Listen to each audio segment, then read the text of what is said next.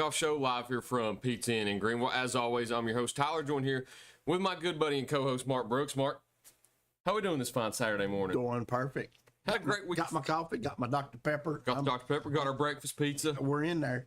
We don't have the veggies on it this week. We just got a straight meat lovers, it looks like. Sausage, bacon, ham, but either way, I'll take it. It's delicious either way. Okay. You can't go wrong with it. You can't go wrong with it at all. With pizza. No, not at all. Shout out to Kyle once again for letting us sit in each and every Saturday. We've got a good Saturday to talk about. We do, because you know what? It's the playoffs. It's the playoffs now. We've got three teams that remain now with Greeneville, South Green, and North Green, all three hosting playoff games next week, which is even more special. Have we ever seen that before?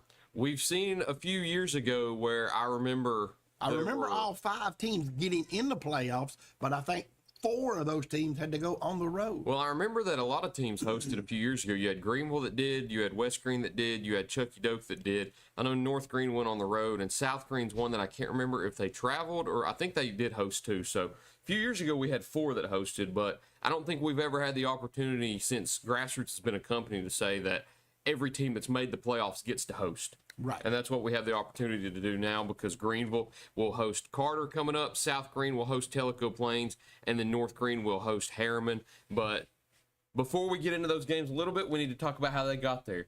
Yep. We've got 3 region championships to talk about, and 2 region champions. The first one we'll start with the Greeneville Green Devils.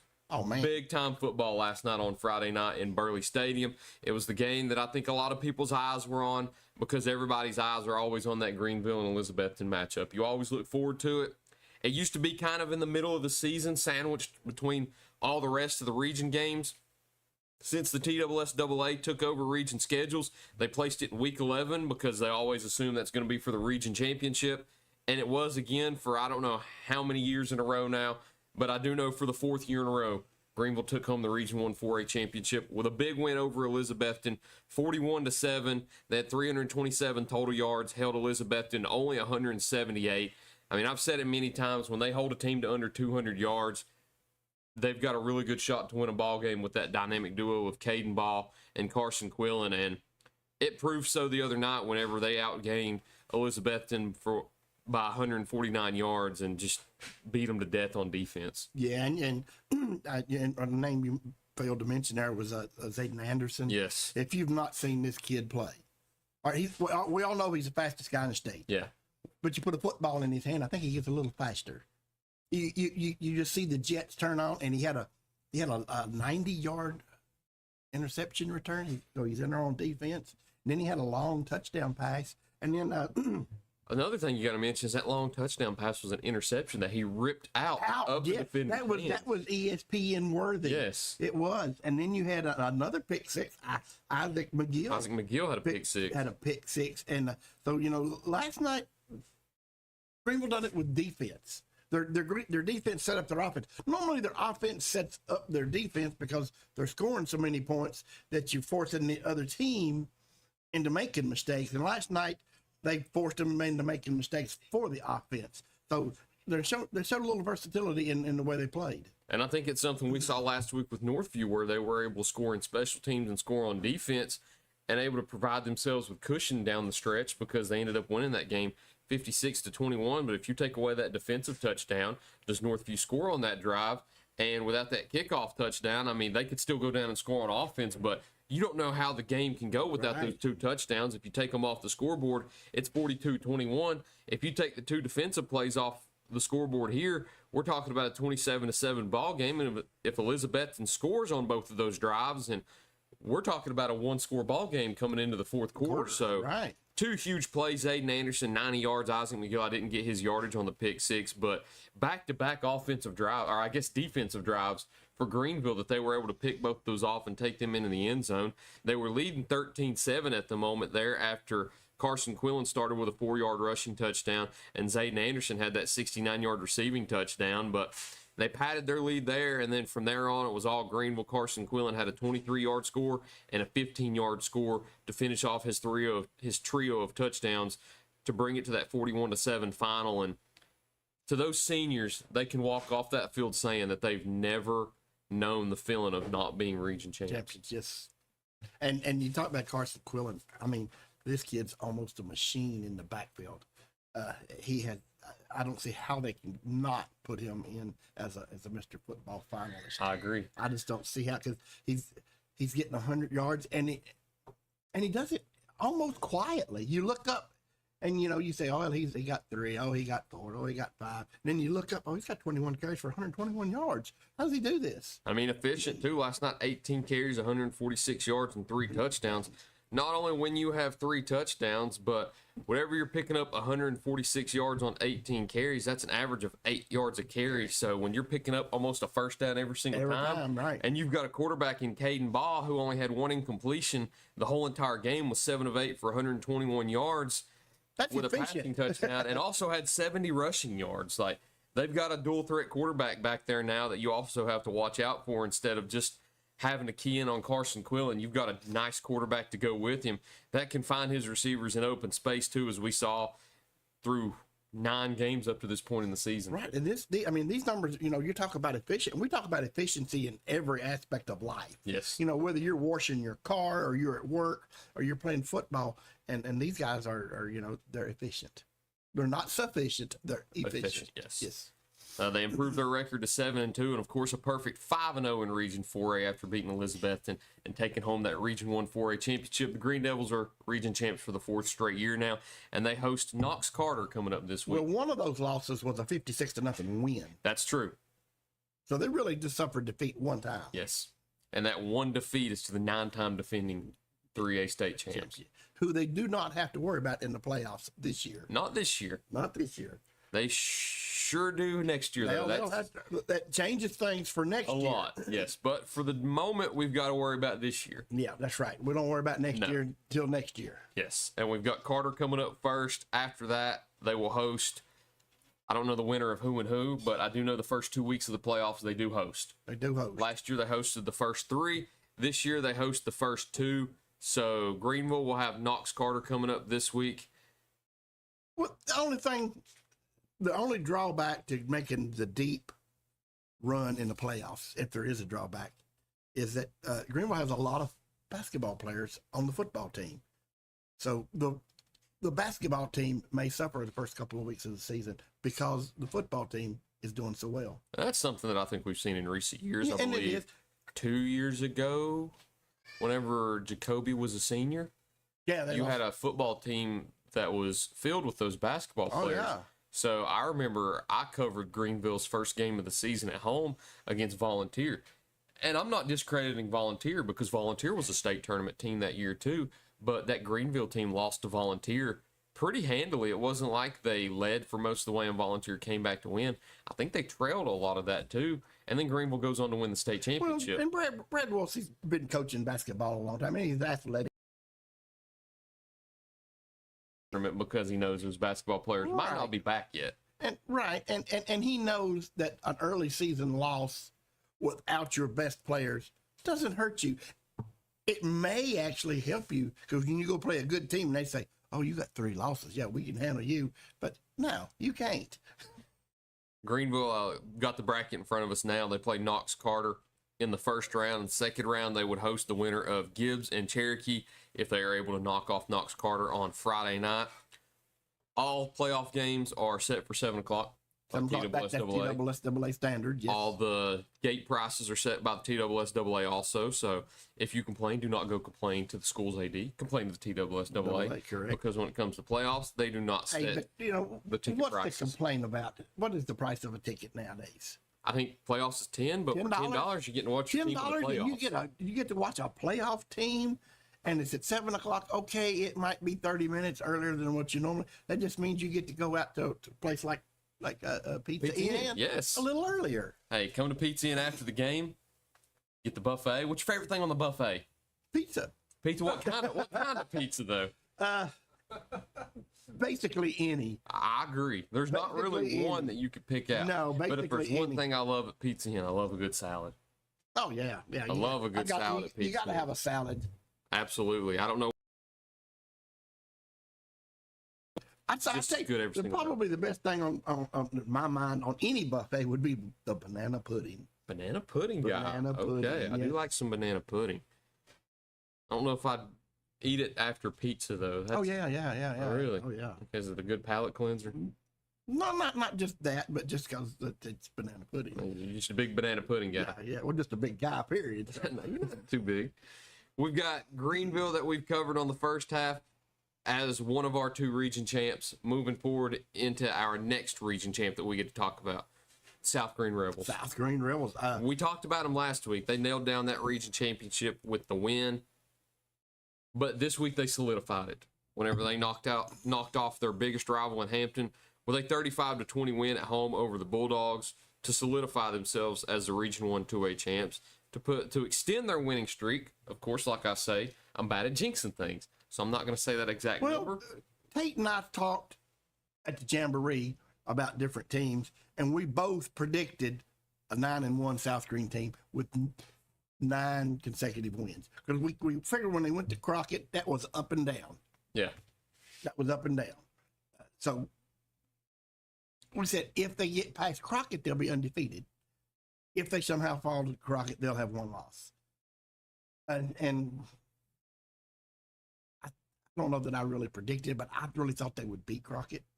I thought they would have a really good shot. You look at last year, too, where they pulled off the upset, and I thought it would be a more competitive game, which, of course, it was. It was 20-13. That's a good ball game. Crockett, I think, probably developed a little bit more since that game last year, and so did South Green. That's what made me think that South... And Crockett's a lot bigger school. They are. They have double the size. They got double the size. They have the bigger the facilities. They got the better workout facilities, the bigger parking lot for cars. A pretty good night. A new stadium there looks really nice. Have you seen it? I've not been in it since it's probably last spring. 3/4 of the way done. Okay. It's not completed yet, with the stands and area, but it's a really nice facility. And when I went, I covered that game, and it was one of those games where Crockett tried to give it to South Green, and South Green just couldn't take advantage of taking it. So I think if they play that game again, if they played that game 10 times, South Green probably wins 7 of them. And I think that's one thing that we always talk about with teams. We're going to talk about another team after the break later that you could put in that same conversation. But when you play teams early in the season and they lose 1 or 2 games that you look at later in the season and think, man, how did they lose that game? It's just, you're not the same team in week 1 or week 2 as you are in week 10 or week 11. But it was not a conference game, so it didn't hurt. It didn't get in. It didn't get into the way of their lofty goals. And it made them better. And it might have. You're right. It might have made them better. Just because of the team, the caliber. And they were down a couple of ball players. Yeah, they were really injuries, and so they just played ball, and they balled out this year. They what they win 9 consecutive ball games. 8 consecutive. Get 1 with the Floods, yeah. One with they won 8 consecutive ball games, and my hat's off to him. Sean Jones has got this team playing ball, and he's got them playing ball at the right time. What more could you ask for going into the playoffs than an 8-game winning streak? I agree, and what's even more impressive too is I'm going to steal Coach Jones' line that he's used the 2 games that I've covered for them this year, and it's that they gutted it out. They gutted it out against Happy Valley. They gutted it out against Eagleton. Last week was a bit of an easier game against West Green, but they gutted it out again this week, where halfway through the 4th quarter, they were trailing, and then they come back with 2 late touchdowns in the 4th quarter to seal it. But if you look at the stats in that game, Hampton had 99 more rushing yards than South Green had total yards. South Green had 198 total yards, less than 200. Not often are you going to win a ball game with less than 200 total yards, but Hampton had 297 rushing yards. But the key factor is South Green was able to capitalize off of Hampton's mistakes. Right. Because you look through the scoring log, it's just your basic football game. Hampton, 10-yard rushing touchdown, 8-0. South Green cuts to 8-7 with a 99-yard kickoff return touchdown. That's special big. Teams. Special teams. We talked about it. Is it really 1/3 of the ball game, or is it a little more? Honestly, it's one. What is it? Touchdowns.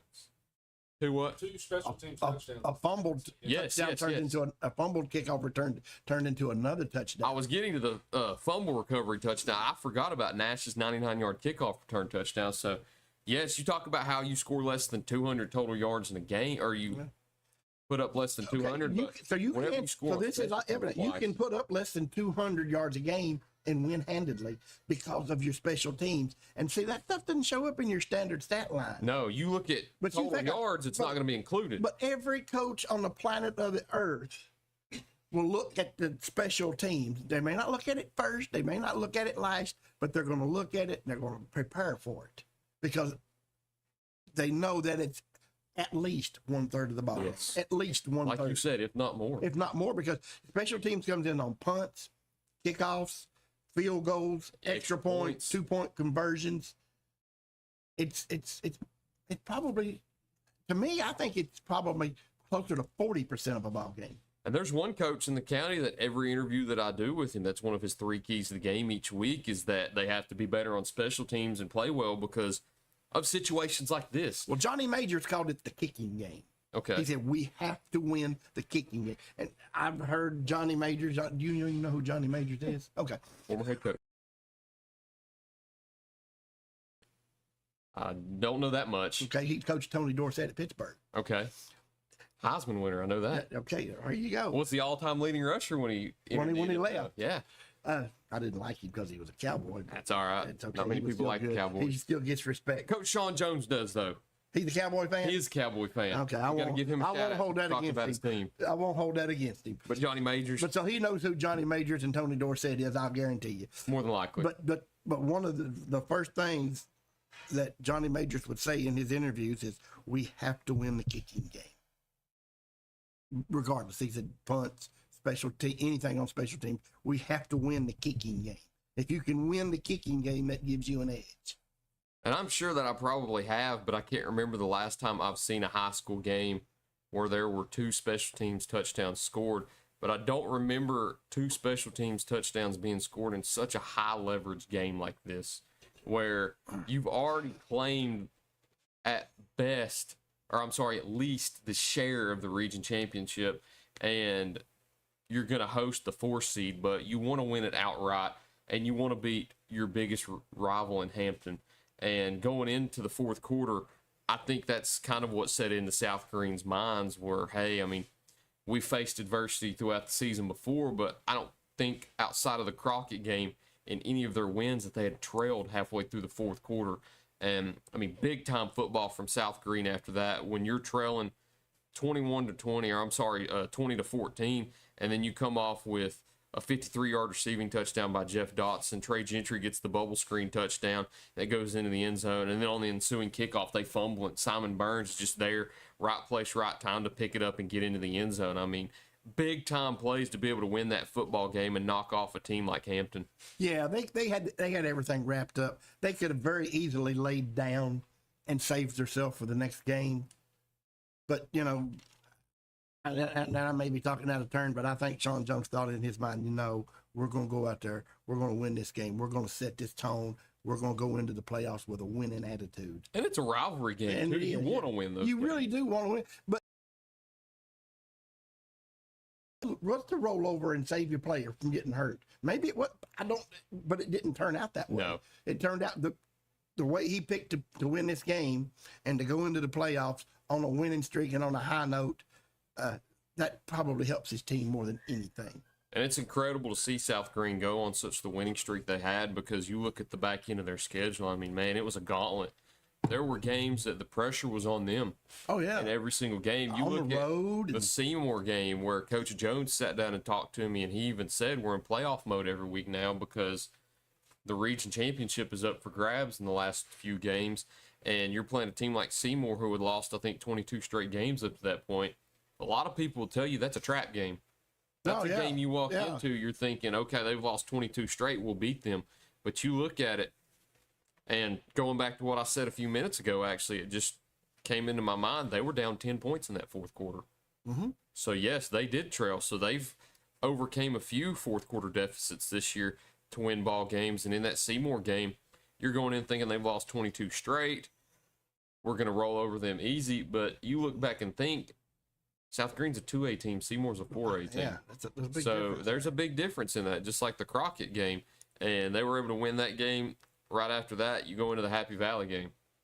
Happy Valley game was a game that everybody was looking at as the game that would decide the region champion, and sure enough, it did. And I think everybody probably favored Happy Valley to win that game. South Green walked in there, stole the win from their home field, and then turned around next week, and you've got Eagleton, a much improved team that a lot of people would call probably a trap game, considering you think, well, And we beat them last year. That's like It's what, only their second Alcoa team. East? Yeah, it's only their second game, or second year of varsity, so we should be able to beat them.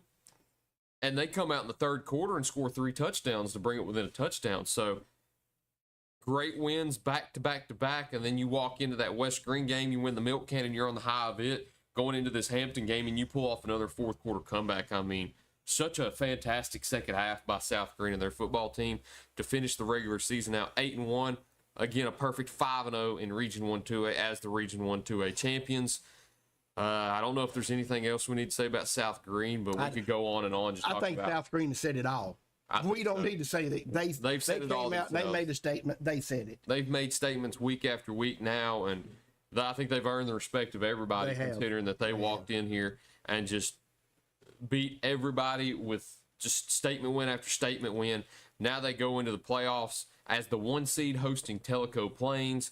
Tellico Plains is a team that I don't know much about off the top of my head. I don't either. I know I think they used to play in the Division 1. I think they used to play in Class 1. And I think they moved up a class. And so obviously, if they moved up a class and they're still making the playoffs, They're a good football team, They're obviously a good football team, yes. And once you get into the playoffs, a lot of coaches will tell you the same exact statement. When you get to the playoffs, every team is a good team. Well, last night when I was talking to Eric Tilson over at North Green, and he said, we're in the playoffs now. He said, you throw the records out. Yep. He said, we start over. It's 0-0. Whether it's football, basketball, baseball, or softball, everybody's 0-0 at this point. Exactly. In any sport, if you make the playoffs, it's a 1 week season. Yes, it really is. And South Green, of course, hosts Tellico Plains. In the second round, if they're fortunate enough to advance, they face 2 teams they're really familiar with that could excite a lot of people. Eagleton being one of them. Eagleton could come back to Rebel Hill and play again. Or they could host Bledsoe County, where they traveled to and watched their season come to an end last year in the first round of the region playoffs. First round of the state playoffs. So, I mean, could be an interesting and dicey week, too. It could be, but you got one of the teams that, actually threatened you earlier in the year, and one of them that ruined your season a year ago. I don't think that there's going to be Sean Jones is not going to have any trouble getting his team up for that. No. No. And I think it's just the vibe around South Green's team also, as you look at them on the sidelines and just how they carry themselves. And it's a playoff team. Like, just the way they carry themselves is, they're a playoff team just by the way you can tell how they play the game, the way they listen to their coaches, they carry out their orders. It's not one of those teams where they might come off the sideline and complain. No, they take the orders and they know exactly what to do when they get out there on the football field. And if there's one thing I always mention it, Joe Case will be ready for the playoffs. Yeah, also. he's one of these guys out there that smacks that hat, and when something goes wrong, and he puts it in the filing cabinet and moves on to the next play. We have to talk about South Green's defense each and every single week because of everything that Coach Joe Case has done out there this season. And once again, South Green held a team to less than 20 points. They have not allowed a team to score more than 20 all season. They've allowed 3 teams to score 20. But you can't get over 20. They can't get over 20. I think Crockett beat them 20-13. Yes. They beat Eagleton 28-20, and they beat Hampton 35-20. So I do not believe a team has scored more than 20 points on South Green this year. If they can keep that trend going into the playoffs and have the type of game that they had against Hampton, where you could win a game with less than 200 total yards, it's going to be pretty for South Green. And that may be something they focus on. Let's keep if we keep them under 20, we got a shot to win. Yes. And that's probably a lofty goal. I think that's and I think it's achievable. I think it is. And I think in 2A football like that, if you can hold a team under 20 points, you can win. For sure. And I mean, I'm excited for the playoffs, not only for South Green, but for Greeneville also. Recapping the 2 teams that we've covered here on the first half, Greeneville with the big 41-7 win over Elizabethton to become Region 1 4A champions for the 4th year in a row. They finished the regular season 7-2, 5-0 in region play, and host Knox Carter in the first round of the playoffs. South Green knocking off Hampton 35-20 to claim the Region 1 2A championship outright. They finished the regular season 8-1 with a 5-0 record in the region, host Tellico Plains in round 1 of the region playoffs. That puts a cap on the first half. Of course, we've got another region championship to talk about in the next half that I know you and Dalton were both present for last night there in Bayleton. But before we do that, We need to get a few words in from our sponsors first. So we'll be right back to cover that game last night in Bayleton here on Grassroots Media. Pizza Inn offers contactless buffet to go with JoJo's Family Feast or anything on our menu for carryout. We also honor birthday parties and cater to businesses and large events. We make it easy. Call us today. Pizza Inn Greeneville. At Corner Pond, the friendly and knowledgeable staff has the experience necessary to help you out regardless the need. Have an item of value you'd like to pawn or sell? Corner Pond can help. They pawn numerous items of value, including firearms, tools, ammunition, silver, coins, and much more. When you walk through their doors, you'll find well-stocked shelves full of electronics, gaming systems, fishing and hunting equipment, car audio and accessories. And don't forget about the room full of guitars and basses and amplifiers, or their outside lawn and garden equipment. Corner Pond is a case knife dealer and carries numerous used knives as well. Stop by and let the friendly staff at Corner Pond help you today at 432 East Bernard Avenue, Greeneville, Tennessee. For more than 30 years, Tommy's Plumbing has served customers in East Tennessee with licensed and professional plumbing services. From installing your new faucet to replacing your existing piping system, our team at Tommy's Plumbing is trained to handle the job with professionalism, attention to detail, and integrity. By offering warranties on most products installed by our technicians, Tommy's Plumbing stands behind our work, ensuring that your plumbing needs are not only met, but that your problem is solved for the long term. When you need reliable and professional plumbing service, Tommy's is the only call to make. So give us a call today and let us show you the Tommy's difference.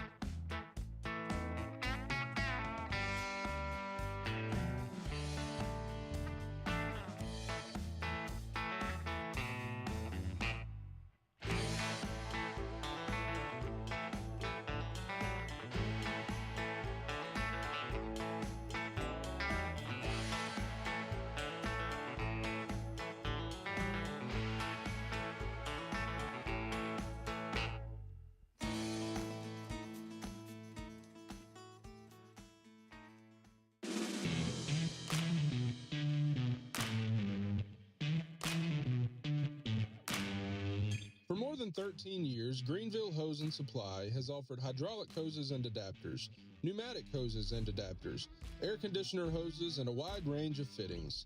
They also offer custom-made hoses to your specific needs and situation.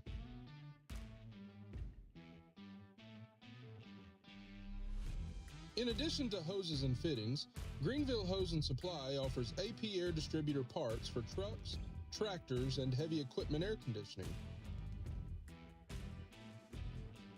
Greeneville Hose and Supply is a locally owned company and proudly serves all of Greene County and surrounding areas.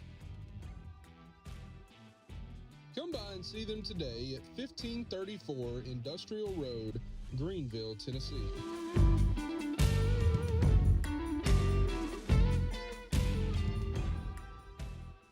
Pizza Inn offers contactless buffet to go with JoJo's Family Feast or anything on our menu for carryout. We also honor birthday parties and cater to businesses and large events. We make it easy. Call us today. Pizza Inn Greeneville.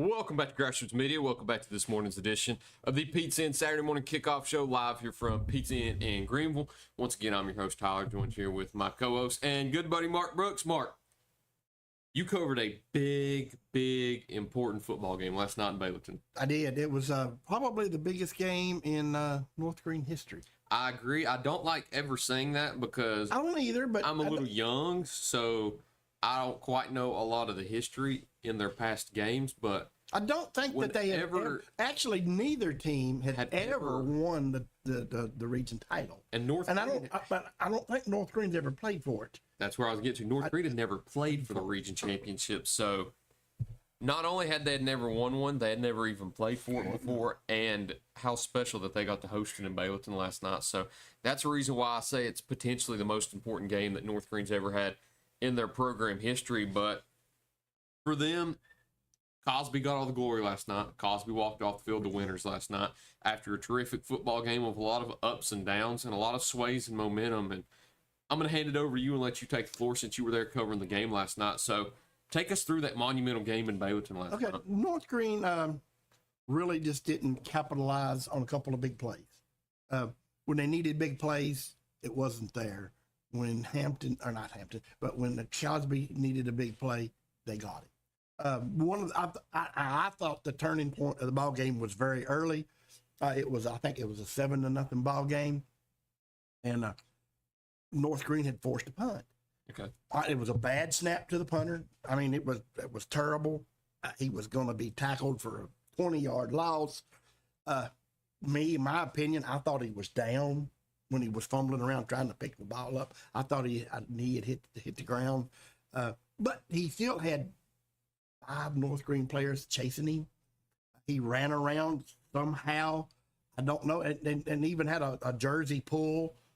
And somehow he gets off like a 56-yard punt down to the 5 or 6 yard line, and really just flipped the field. He not only just flipped the field, he flipped the momentum of the game right there. Because if North Green, even if he just falls on the football, but if they make a play and get him to the ground, North Green's got the ball at the 35. With momentum. I think it's a different ball game from there. And you've been around football all your life, and you have seen it before, that one play changed the complexity of the game. And I think it was that play that actually changed the game. And it's unfortunate. If I could steal the quote from another coach in the county, there's about 4 or 5 plays during a football game that change the outcome of a game. You just never know when those plays are coming. Exactly. So that's why you have to be ready. And North Green, to their credit, they did everything right on that play. They did everything right. They got a hold of the punter. There was a bad snap. They rushed him. They had him in traffic, and he was just athletic enough to zigzag in, it literally like a running back, zigzagging in and out of traffic. And then he just gets off this monstrous kick. And it was like, I think you said it earlier, that might have been the longest kick in Cosby history. And what a time for it to happen. Yeah. But North Green just did not capitalize on that play. I think if they capitalized on that play, it changes momentum of the game. And there were a few other momentum changing plays and game altering plays too, because I think both teams had a pick six.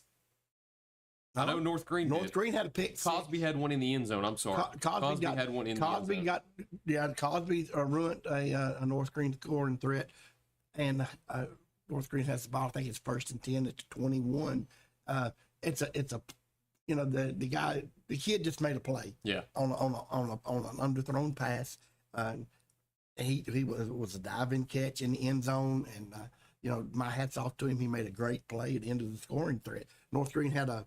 Then later on, they had a first down around the 30, and it was a confusion between the running back and the quarterback, and the ball just found its way into a Cosby player's hand. Just dumb luck. Luck counts. Yeah, luck does count in football. Luck counts, and sometimes it's better to be lucky than good. And last night it's more fortunate to be lucky. I will say that. It's like Coach Tilson told me last night. He said, football comes down to executing plays. He said they executed plays. He said, We didn't when key situations arise. We just didn't make enough plays to win the game. They had there was a big defensive play in the game. Cosby was going in to take a 3-score lead. I think the kid's name was Weems, Brandon Weems, trailed the running back and just punched the ball out, and it went into the end zone. And North Green gets a touchback. It was a big play. It almost a game-altering play. But again, they just fell short again. They had trouble getting off of the field or staying on the field. They were, I think, 0 for 13 on third down. That's big. That's hard to win a game. It's hard to stay as close as they did with a stat line like that, because everybody knows third down's the key to a football game. It's making third down. And I think that shows just how great this North Green team is also, where they stay in the game even when they go 0 for 13 on third down. Yeah, right. I mean, they were still in the ball game. And going into the fourth quarter, it was 14-7. Yeah. Going into the fourth quarter, it was 14-7. I think it was Jake Duffy. I'm not 100% sure, but had a pick six. I mean, there was nothing between him. I think it was a Weems kid that had a pick six. He did have one. Okay. But there was another one earlier in the ball game, right around the midfield area, and there was nothing between him and the goal line but green grass, and it looked like it was through to him. It was too easy. He makes that catch 99 times out of 100.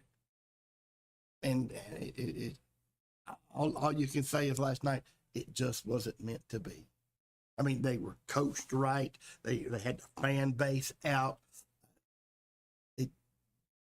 Things happen.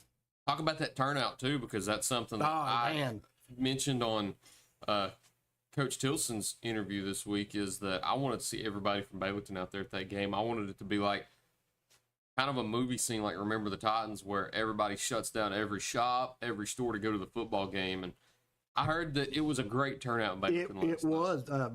Actually, Cosby travels well. Yeah. So they brought a lot of fans. The entire visiting stands across the way were full and loud.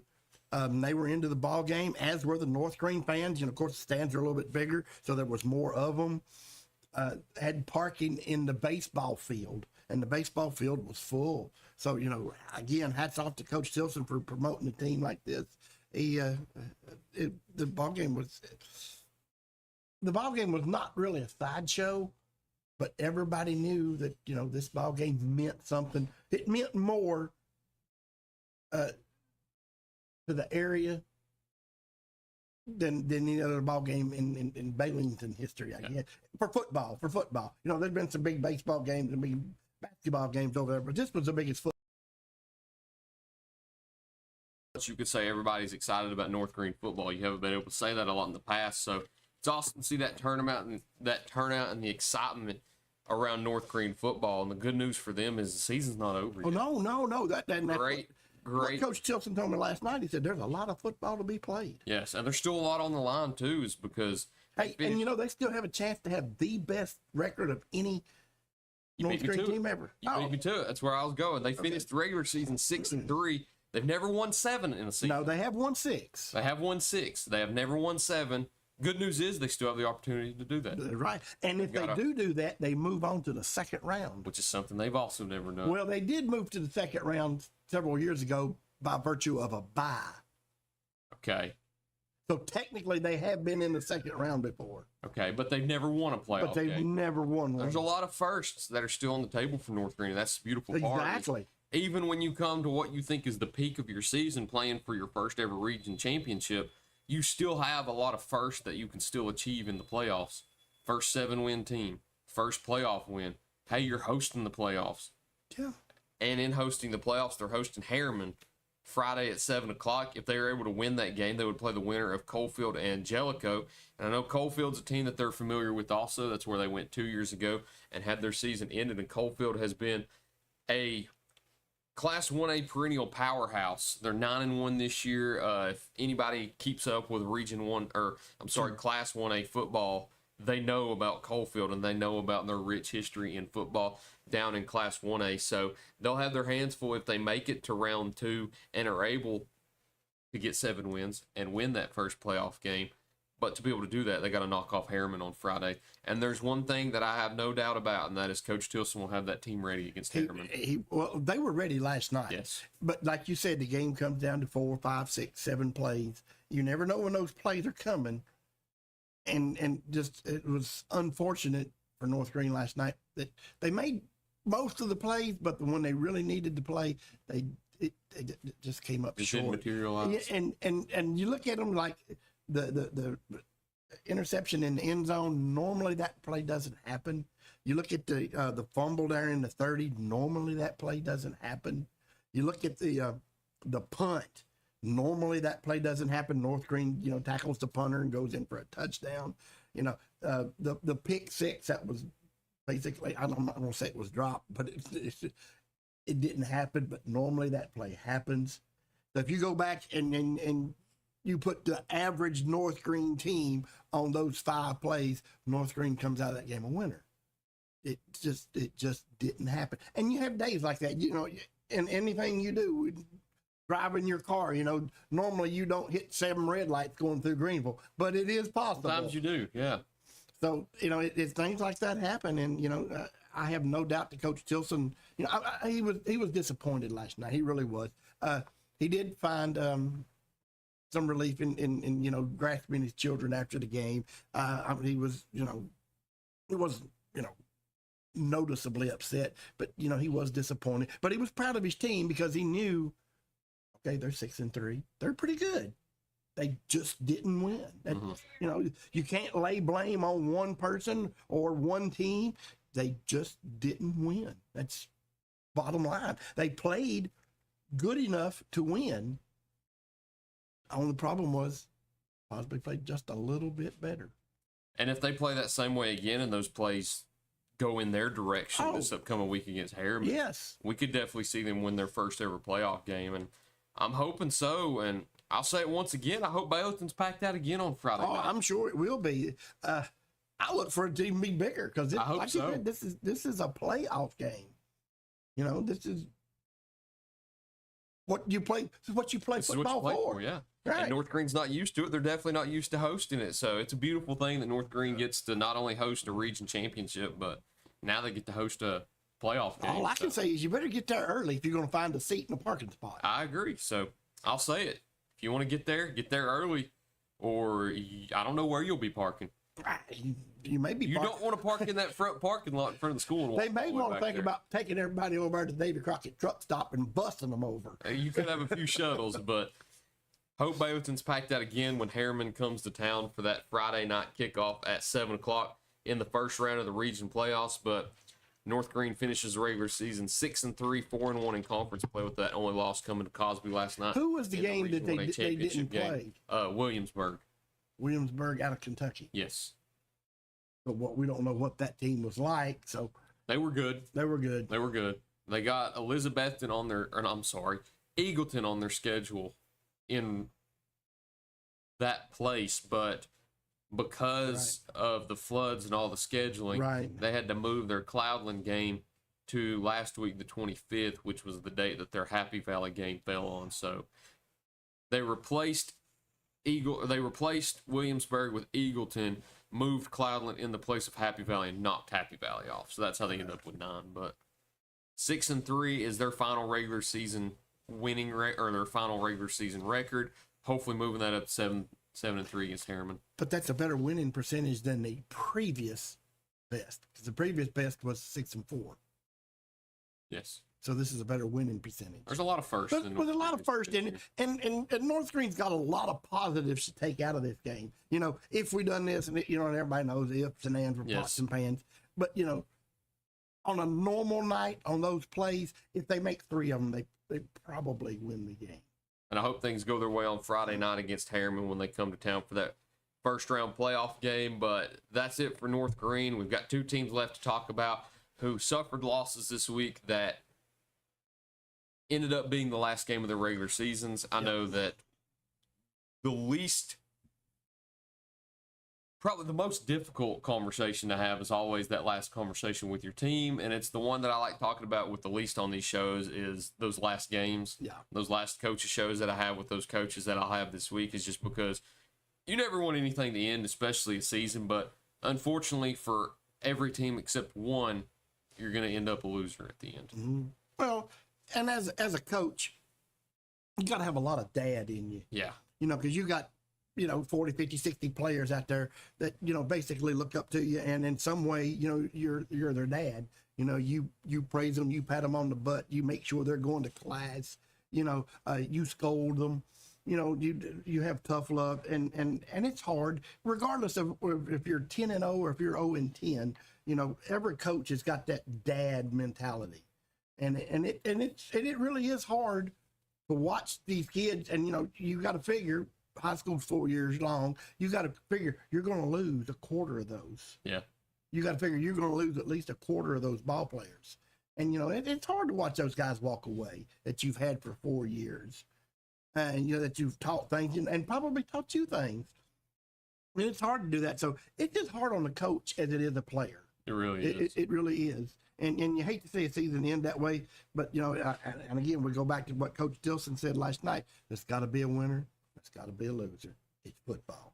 And even though your season might end in week 11, you can end up being a winner in week 11. But like I said, every team except one ends their season without being the state champions. So right.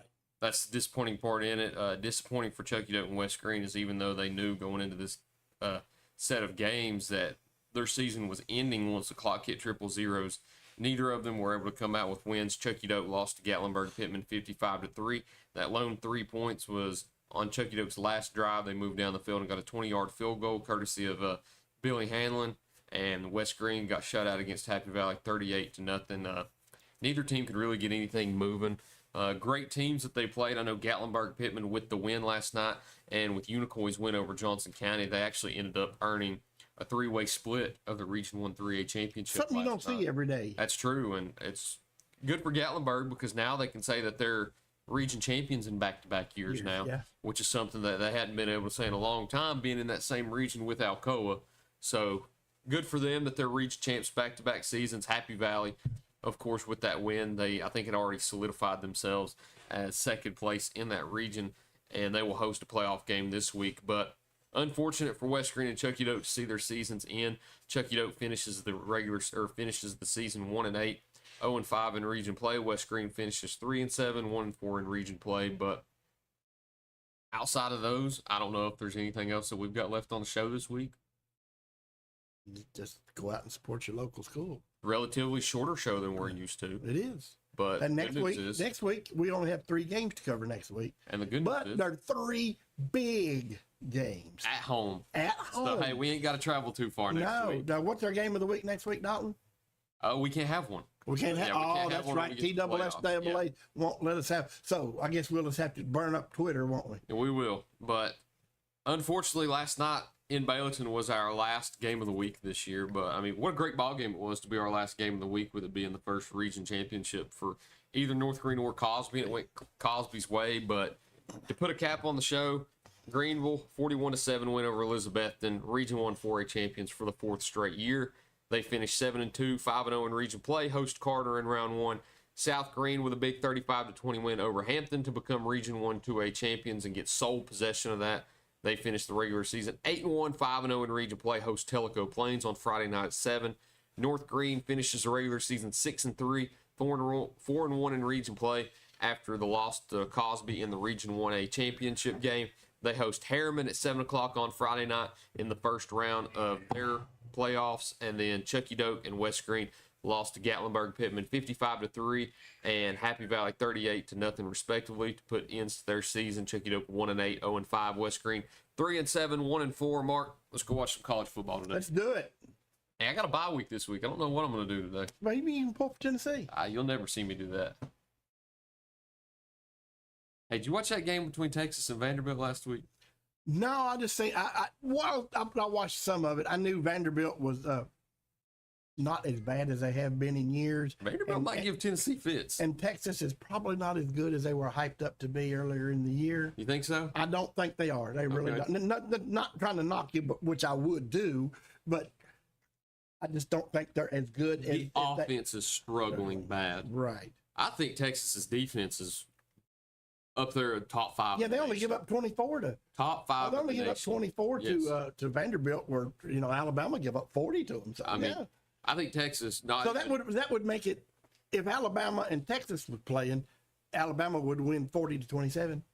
against Texas. Alabama. Yeah. No, Alabama would. But beat I'm Texas. just running the numbers here. No, Alabama will not. Well, let's see here. I think we're going to find out, aren't we? Did Texas and Alabama play this No, year? They Oh, won't yeah. play either. Alabama's not going to make the playoffs this year, so we won't find. You out don't know either. that. They're not making the playoffs this year. I don't think there's a way that Alabama can get in. I'm going to tell you what, and here's what I believe. Alabama is a Nick Saban away from being national champion This year, this year, right now. I think that is a good enough team to win the national championship. They just don't have Nick Saban. and the thing is, they don't have Nick Saban, so I know. we can't find I out. know. But I know. you're not going to see me disappointed that Alabama's losing football games. But Alabama lost to Vanderbilt by 1 score. They lost to Tennessee by 1 score. Losing a 1-score game to who they lost to, Vanderbilt, in Tennessee, that's just the biggest rivalry ever. And, Alabama's a good football team. I'm not an Alabama fan by any stretch of the imagination. Better question: does Tennessee make the playoffs? I think so. They're gonna be a bubble team for sure. I think so. Because not knocking Well, on Tennessee, their but, thing is they need to stay in the top 10. well, the thing is, you've got Georgia coming up. They have to have a good showing against Georgia. I'm not saying they got to win. You've got to win out the rest of the way for sure. They got to win. For sure. A 3-loss team's not getting in And there's the a few playoffs. tricky games left too, because I mean, Vanderbilt's Vanderbilt's Kentucky. a tricky game. Kentucky Kentucky's tonight. at home. That's good for you. I think Vanderbilt. Am I correct? They're at Vandy in Nashville, right? But it's still in the state of Tennessee, and I think the crowd will still be pro Tennessee. I think so Even- too, but I think it was also pro Alabama and pro Texas whenever they beat Alabama and only lost to Texas by 3 points. Yeah. That's the one thing about Vanderbilt. I think you're going to see the other team's fan base bring in more fans, but at the same time, Vanderbilt's been a tough place to play this year. Texas only won by 3, and they beat Alabama. But I think if Tennessee And they're a plays, missed field goal away from beating Missouri. Now, Missouri, that's another conversation, Yeah. another overrated team, but you look at the teams that they I don't know that beat. they're overrated. They lost their quarterback in the Alabama game and wound up losing 35-0. If they don't lose that quarterback, that's a different ball game. Well, you have your quarterback against Texas A&M, and you lost by 5 touchdowns, so Yeah. not good. Not good. I mean, Vanderbilt's better than we thought. I wasn't going to say they struggled with Vanderbilt, but they're better than we thought. Who's not quite burning it up. But they beat Alabama and nearly beat Texas, so they're not a slouch. No, they're not not your slouch at all. normal Vanderbilt team. Yeah, it's crazy to say Texas's best win this year is probably the Vanderbilt win. Yeah. Because Oklahoma is trash. Michigan's trash. I wouldn't call them trash, but they're not what they have Michigan's been trash. in recent years. Oklahoma has an elite defense. I will say that. But they're just not what they have been in Spade, recent spade. years. Michigan's bad. Michigan's bad. Maybe. But Michigan has the opportunity to spoil everything. Yeah, today they do. Yes. They do. Now I don't know if they will. Because, Well, they've got what, let's 3 be honest, opportunities. they don't have a to do it. quarterback, Well, yeah. but they've got a defense. But they've got a huge test today with Oregon. But they got Oregon, and then later in the year they got Ohio State. Yeah, Ohio State might lose today. And Ohio State's got Penn State today. Who you taking in that game? I'm gonna go with the Buckeyes. Are you? I think I have to go Penn State. Last few years it's It's been at Ohio State State. College, but- right? Yeah, it's at Penn State. I don't think it's their whiteout game. Their whiteout game's always a night game. A night Yeah, game. so Have I'm you about to ever go been to watch it. State College, Pennsylvania? No, I've been to Pennsylvania. I've never been to State College. When you get off of and get in the airport, it's in a field. Airport is? The airport's in the field. That's Pennsylvania. Doesn't It's surprise me. 5 miles from the city, and there's nothing. A field. And you go 3 miles, field, football stadium, 3 more miles, a field, then you get to the city. And there's literally nothing. It's a football stadium in the middle of nowhere that holds 100,000 people, and you actually park in the field, and they've got porta potties lined up for as far as you can see. They're block off for parking. There's not many like that left. No, it's not. Usually you build it either downtown or around campus or around other things, not just in the middle of the field. But this one is in the middle of That's usually how nowhere. NASCAR tracks are. Not, It not reminds you of football stadiums. Talladega. Yeah. I've never been to Talladega. It's in the middle of nowhere. Have you been to Nashville Super Speedway? That's not actually in Nashville. It's It's in between Nashville and Murfreesboro. Lebanon, I think. Yeah, Lebanon. Yeah.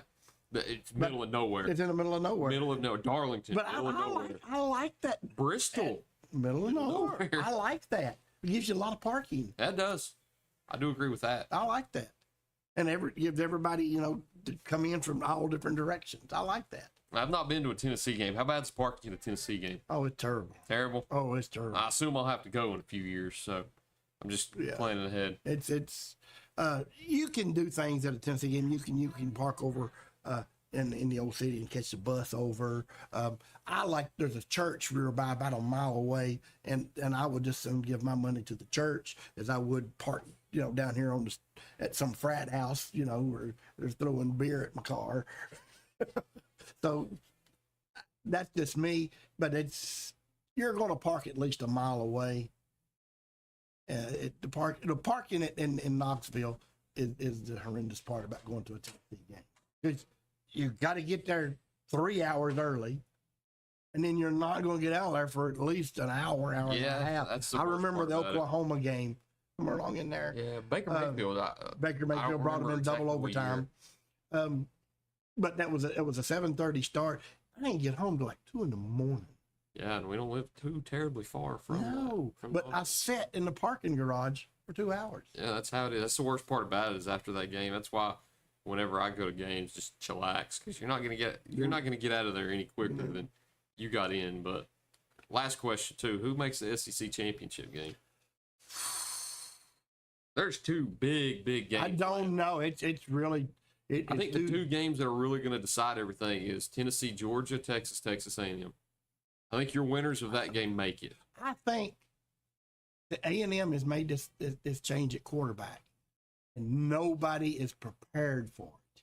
Well, that's my counter argument. And I think that and my opinion is, I think they get Texas in the end, and they make the SEC championship undefeated. You can have time to prepare for that quarterback. You can have time to prepare for him. I think that's why they dominated. But LSU you didn't have a year to prepare for him. No, but a month in football is a long time. I agree. A month in and this football is kid a from long Tennessee, time. he's from Nashville. Is he? But I think that's why they dominated LSU that second half is because that's something that Brian Kelly and the Tigers didn't prepare for is that quarterback. They didn't prepare for the read option in that running game because the dude threw it 2 times the whole time he was in the game. So they didn't prepare for that. So if you give teams a full week to prepare and a full month of game film, I think teams could scout him out pretty well. And I'm not going to say he's the same or similar, but I watched Texas play Vanderbilt last Saturday, and they had a triple option with Pavia at quarterback, and they were able to shut him down to where they had to force him to pass it. So I think the SEC champion is going to be the winner of the Tennessee Georgia game. Whoever wins the winner of that game, I think the winner of that game wins it. Really? I think the winner of that game wins it. You think Tennessee can beat either A&M or Texas? I think they can beat A&M. I'm not real sure about. Honestly, if Texas and Tennessee play, it might be a 14-10 final. Both offenses are not playing well right now, but both defenses are elite. It might be a low-scoring game. Well, it'd be terrible the thing about for it is, ESPN's everybody's ratings. got a loss but A&M. Yeah.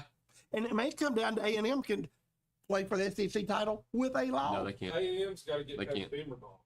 They got to get They past do. Beamer ball. They have to go through. They have to go through Jordan Hare also. I don't think that's going to be a problem. Then I don't think Auburn's a problem. It's the SEC. But you're right. Anything happens at the any SEC. time. That's right. Texas A&M cannot get in with one loss though. They can. It depends. Some crazy stuff, but if they If they beat Texas and lose between now and then, they can. Oh, we get into a tricky scenario though, because what if Then you might get into a corner. Oh, what if corner. Tennessee beats Georgia? Then Tennessee. You've would have got one Tennessee, Georgia, A and loss. Now, M. Georgia would have 2 losses. Yeah, they would. They would. Okay, LSU's in the city, LSU has 1 loss. and it's the A and M. So yeah, I mean SEC's tricky this year. You could see a rematch of several different games. I don't think I like the SEC this year. I though. don't like this. I like it. What I wanted to do was have them east, west, north, and south quads, and then the winner of quads play, and then those 2 play. So you'd have a true championship game out of 4 quads. Yeah, that's tough to. Just an extra week. There's bowl games in between there anyway. Why not? And just think how much revenue that would produce. The thing is, the college football playoff, they have to schedule it Yeah. on selection day, so Well, that you'd would just have delay to it. You'd have to lose one of your non-conference games. Yeah. Here's something. But funny, that would, too. let's think of the revenue that produces. Here's something funny too. What if Boise State somehow just has a blunder at the end of this season, and they lose one of these final games down the stretch? Well, what if Navy somehow sneaks in as that top non-Power 4 team? No, I think that'll But be Notre here's the Dame. thing. Army's better than Navy. But Army it and- comes down to the okay, Army. okay. It'll come down to the Army-Navy But game at that's the end what of I'm the year. saying. The selection show is the week before Four. the Navy Army game. Right. But Army- you're picking. Navy lost last week. So Well, here's my argument. So you've got the Navy and Army game. If one of those 2 teams, let's say Army, is the top-ranked non-Power 4 team, but Boise State's right behind them, do you give the nod to Army at the selection show? But what if Army loses to Navy in Boston College? You see what I'm saying? you can't make the decision based on predictive. Can't do that. Well, I Say it think again.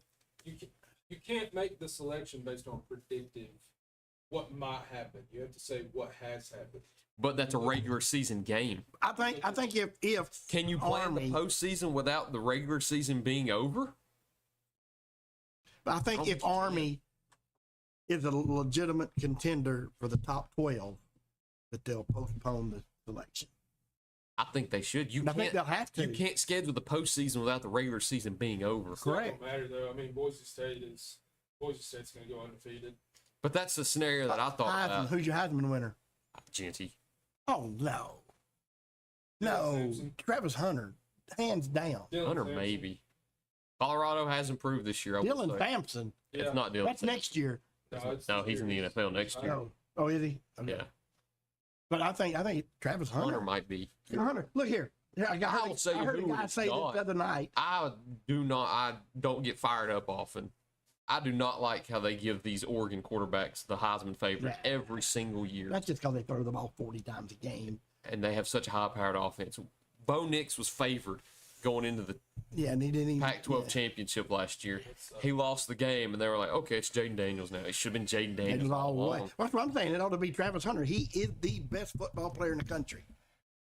I'll give you that. He is the best give you that. football player in the country. As the guy said the other day, that Colorado has 3 elite players, and Travis Hunter is 2 of them. I'll give you that. I'll say one He's thing, 2 too. of 'em. Last thing I'll say, I don't even think Dylan Gabriel's the best quarterback in college right now. Not best quarterback's probably the guy down there at Miami, Ward. Cam Ward. That's who I was going to say. But he's not. I mean, yeah, he's got the numbers, and I think he's just like we go back. Luck counts. Luck does count, but if we gave it to And right Jaden now, I Daniels looked last at year the- because of numbers, then Then you got to give it to Hunter this year. I was thinking quarterbacks. But Oh, you're taking quarterback. I'm thinking the If we're gonna Heisman have a- Trophy is for the best you might football change my player. opinion. It might be Hunter. It is It's not a quarterback award. No, I agree, and So- I hate that it's that way. Yeah, I do too. It's not a quarterback award, but they're the glorious guys. That Genty's get just all doing the some things glory. that we hadn't seen since Barry Sanders. So it's Yeah, I like- agree. He's a heck of a running back. But last thing and I'll he's putting say- up big numbers. Last thing I'll say, and I don't want to remind you all you Tennessee fans, but the last time that we've seen a two-way player win was, of course, Charles Woodson. So Yeah, but he's doing things. he that- was a figment of ESPN's mind, and they had to build up somebody to go against Peyton Manning and it worked. It went too far. Sure. Because you look back through the history of football right now, and when you talk about the greatest quarterback of all time, you have to put Peyton Manning in that category. You have to name him. You cannot go without saying, well, maybe Peyton Manning. You might not say he's the best, but you can't say. You can make that But when you talk about the others. greatest defensive back of all time, you don't even think about Charles Woodson. He doesn't even come to your mind. He's a little bit better than average defensive back. Hot takes from Mark. We'll end the show on that because we got the wrap it up signal. And I could argue about that for a little longer, but Mark, that's all we've got this been week. fun. It's been fun as always. I don't even know how many people are left on here right now. Zero. We've talked so much. We've talked so much that we tuned everybody out. But that's all we've got this week. Thank you all for watching this week's edition of the Pizza Inn Saturday Morning Kickoff Show live here from Pizza Inn in Greeneville. We look